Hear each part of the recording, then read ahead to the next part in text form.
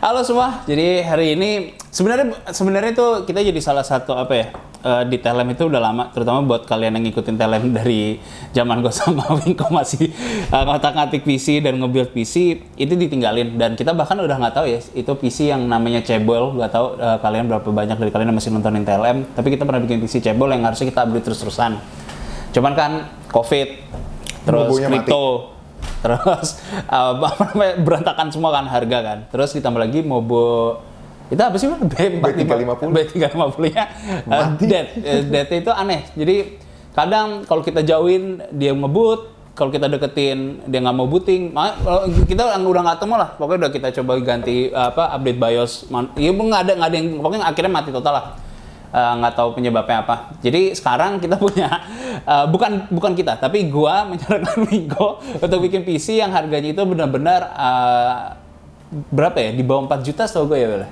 Pokoknya tuh di 3 juta awalnya. Oh ya, awalnya 3 juta. Cuman sekarang si Winko udah dapetin semua barang-barangnya udah dibeli. Nah, ini yang nanti akan kita rakit dan ini yang akan kita tunjukin ke kalian kalau main PC, dan apa sebenarnya keuntungannya dari menggunakan PC itu juga karena masalah fleksibilitas sama viability-nya kalian untuk bisa ubah semaunya kalian. Nanti kita akan coba tes juga di konten-konten berikutnya, di mana kita akan jadikan ini series, di mana kita akan bikin PC yang sekarang kita nggak tahu namanya apa. Nanti paling voting ada di community TP kita mau dinamainnya apa buat jadi nama seriesnya. Nah, itu yang nanti akan kita tes dengan game-game AAA yang paling berat. Jadi kalau kita misalnya ngetes untuk game-game indie segala macam, harusnya sih udah viable banget untuk dimainin secara nyaman, karena si William punya ekspektasi kalau ini memang cukup nyaman. Tapi untuk AAA mungkin kita harus ada yang ngerubah ini files buat bikin gamenya dipaksain jalan supaya playable dan nggak jadi slideshow doang. Nah, sekarang si William mau ngasih tahu ke gue apa aja yang dia beli, dan gue disuruh nebak harganya. Jadi ekspektasi gue sih tadi gue ngiranya itu sekitar 4 jutaan untuk totalnya. Cuma nggak tahu, kata si Winko tadi cuma 3 jutaan. Jauh dari perkiraan gue. Yang pertama SSD soal tebak berapa duit? SSD-nya 128 GB, mereknya EOTA. Gue belum pernah dengar merek EOTA. Seperti yang kalian tahu juga, di sini biasanya itu pakainya kita selalu pakai punyanya tim atau punyanya WD. Get juga. Oh, SATA ya? Dia pasti SATA ya? Pasti karena gini ya, lupa gua. 500 MB. Ini kita nggak tahu ya benar atau enggak read sama rate-nya 500. Nanti akan kita tes juga, sih akan tes ini beneran. Ini udah pasti harganya 500. Harganya berapa nih? Jauhan, Son. Kejauhan 500.000. 300. Salah. Hah? Di bawah 300? Betul. Di bawah 300? Iya. SSD 128 GB. Yang ini udah pasti DRAM-less. Berapa? Masa pego? 200? 179. 179? Sama kayak flash disk ya?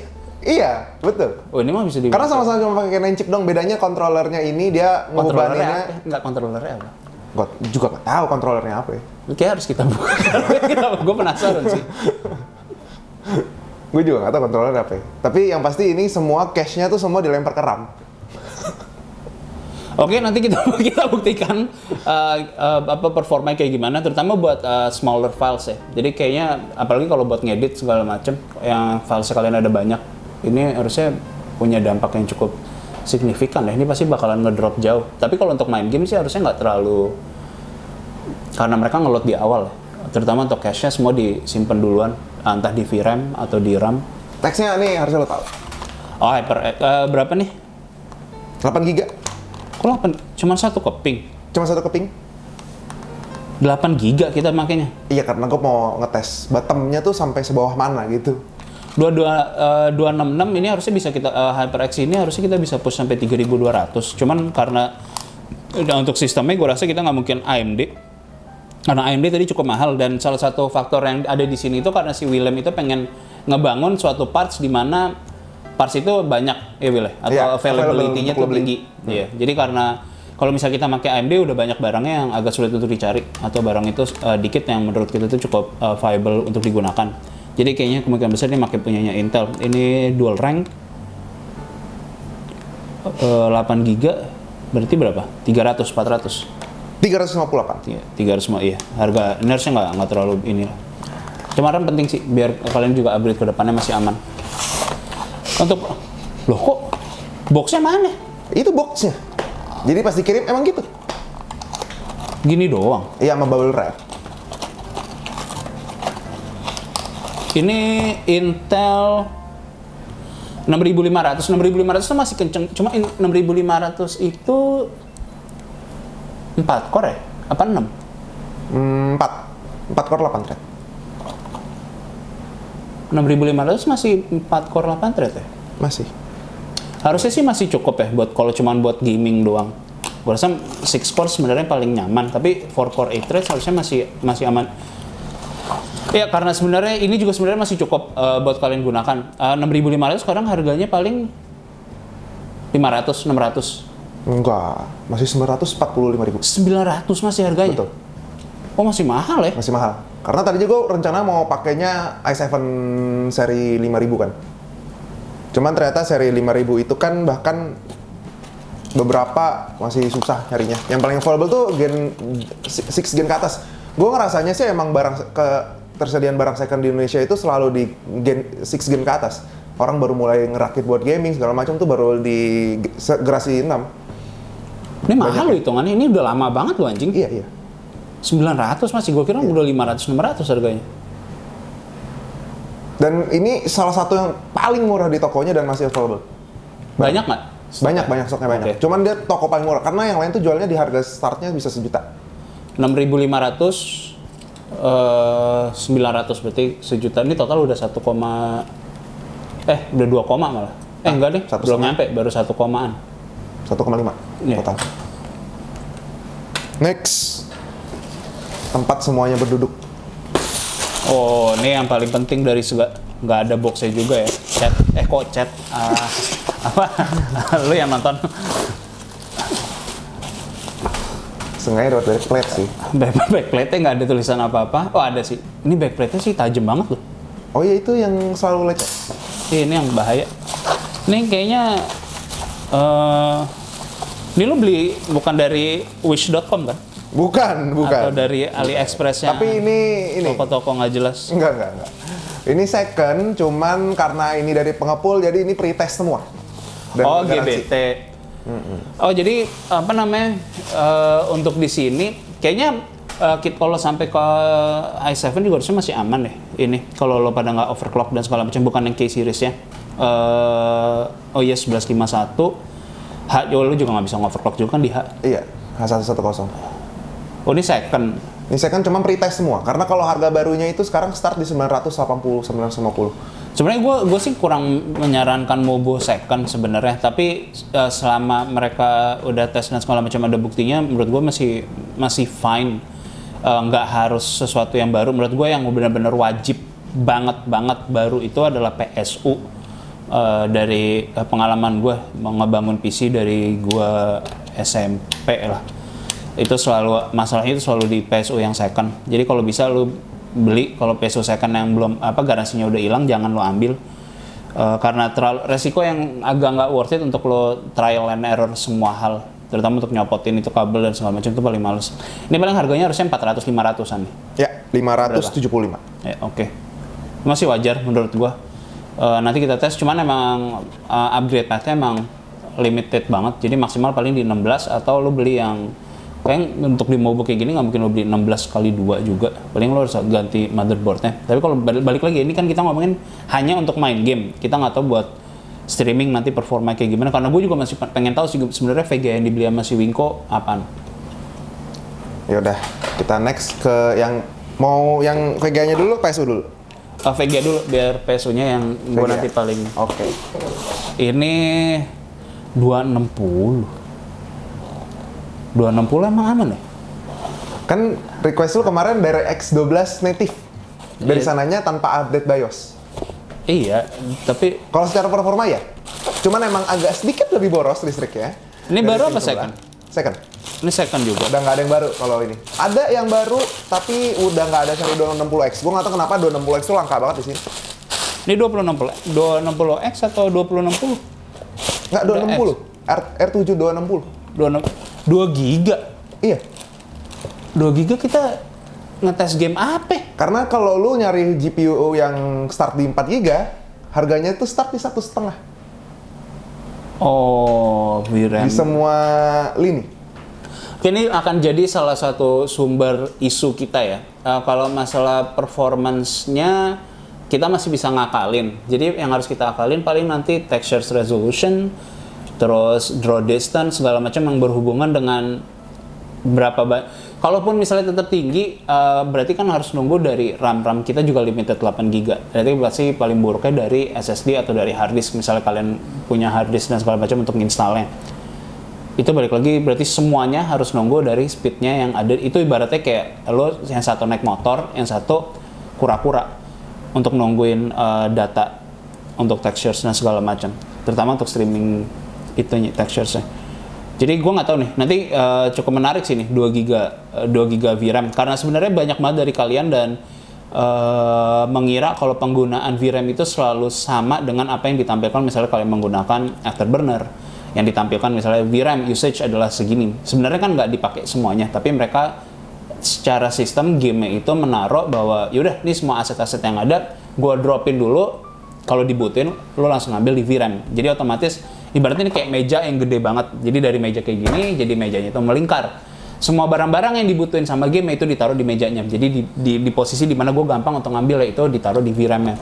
Jadi makanya VRAM itu kelihatan jauh lebih gede dari yang penggunaan sebenarnya. Makanya kalau ada yang bilang seperti COD apa ya, yang terakhir keluar.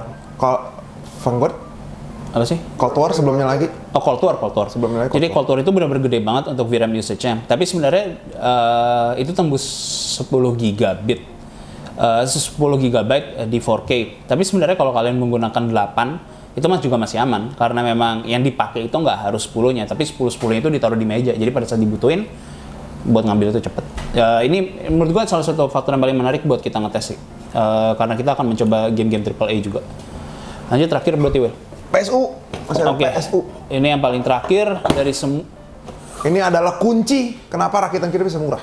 Gue udah perhatikan ke semua toko yang menjual rakitan-rakitan 3 juta. Mau di Tokped, Shopee, TikTok, semuanya. Di sini kuncinya dia bisa murah. Tebak harganya. Gue tuh paling takut loh sama PSU. Sama aku juga, Son. Cuman maksud gue toko-toko ini pede ngasih PSU ini berarti harusnya aman, Son. Kan toko harus tanggung jawab sama customer kan. Iya. Cuman gue nggak bisa sebutin tokonya sih. Gue bisa bilang sih, tapi ini ada apa di dalamnya? Oh, kabel biasa. Oh, ada kartu garansi juga. Ada. Ini distributornya resmi kebetulan ada di Indonesia. Nanti kalau menarik mungkin kita jual PC-nya ya. Kalau kita udah move on ke setup yang baru atau beda. Cuman nggak tahu. Biasanya kalau hal-hal yang begini tuh bisa punya keterikatan. Jadi entah Wingko atau kalau gue sih kayaknya nggak ada ya. Tapi mungkin Wingko ada keterikatan untuk ini dijadiin sama dia. Waduh gila. Isinya nanti lu pada bisa lihat isinya. Ininya bisa bengkok, coy. Tipis banget. Cat mulu gua. Kayak begini. Parah banget gila. Ini rada ngeri ya. Ini benar-benar enteng banget. Tapi setidaknya banyak yang lebih enteng di 500 watt. Kita sayangnya nggak ada untuk ngetes masalah voltage rail dan segala macem. Apa sih nama alatnya? Kayak Sun apa sih namanya? Gue lupa. Jadi paling nanti kita ngetes mampu atau enggak. Mahal banget ya sih alat tes PSU.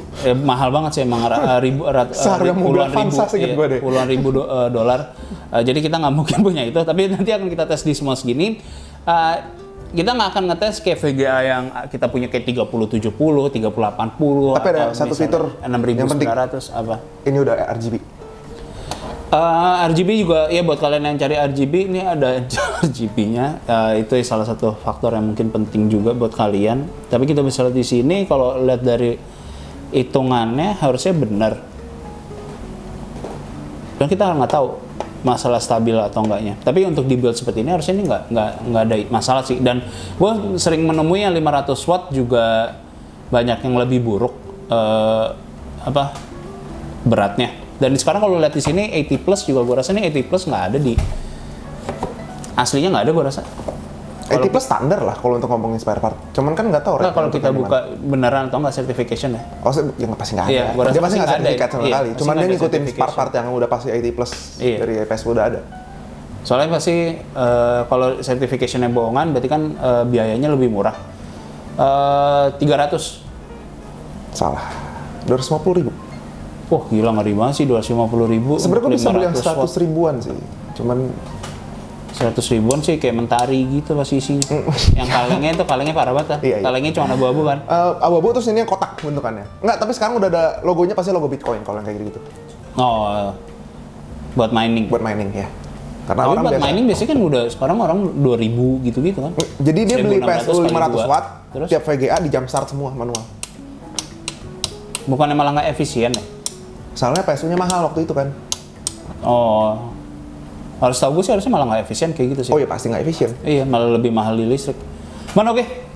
Ini harusnya udah semuanya. Ini bakalan dirakit sama none other than William. Casing. Apa Ini harganya berapa? Casing 100.000. 90.000. Wah, anjir. 90.000. Oh, ini muat ya? Muat. Wih, masih di atas. Lo masih nggak tahu ya kalau lo yang pada lahir ini berarti casing lama banget ya? Oh iya benar ada ini nih. masih ada tempat. Ininya nih buat ada floppy ya? Apa DVD? Oh, floppy nggak ada ya DVD dulu zaman DVD writer, CD writer. Oh iya ini masih setup. Ih, gue udah lama banget anjing, kangen juga gue ngeliat bikin kayak ginian. Paling nanti kita coba bikin PC yang cukup menarik, tapi kita bikin ini sleeper PC project. Tapi ntar kita jual ya barangnya. Ntar kita coba cari sponsor. Oke, sekarang di-cut ke Wingko yang rakit karena gue di sini cuma tukang ngomong doang. Ya, William nongol di sini. Langsung cut ganti. Oke, jadi tadi ini udah selesai dirakit sama si Wingko, udah di setup semuanya jalan, first time boot. Tadi cuma gara-gara masalah kabel doang dia nggak mau booting, nggak nampil displaynya. Cuma sekarang langsung di-install Windows berapa, Will? Ini Windows 10. Nanti kita install driver, nanti juga. Nah harusnya sih ada unofficial driver juga buat 260. Paling kalau bisa mau dites juga. Cuman kita bakalan pertama untuk running ini video bakalan kita tes cuman buat di Valorant dulu untuk sementara. Nanti habis itu baru kita continue ke game-game lain yang lebih berat. Jadi setelah ini semua setup untuk drivers dan segala macam selesai, drivers VGA, driver Mobo dan yang lainnya, habis itu baru kita lanjut ngetes buat di Valo. Oke, ini jadi PC kita ini udah jadi. Dari tadi si Aldo ngerecokin seperti biasa. Buat kalian yang mencari inspirasi ada di IG gua. Kalau mau ngeliat inspirasi yang Aldo dari tadi peragakan, creative juices-nya biar flowing. Jadi di sini kita mainin Valorant berapa? 90 di cap. Di cap sama si Desi di 90 fps biar nggak naik turun. Tapi di sini sebenarnya tadi si Wingko bisa ngetes untuk max-nya itu di 170 fps. Jadi nanti kita tes di konten berikutnya voting di bawah atau nanti William bikin ada di sini ada grafiknya. ada 5 game yang buat dipilih untuk konten berikutnya yang bakal kita tes untuk di PC ini. Oh sama ada voting buat nama juga. Jadi sekian dari gue Sony dan William yang nanti akan di-implant langsung sama William di sini nongol di sebelah gua. Berarti harusnya gue di sini. Nah, ini ada William. Thank you, Will.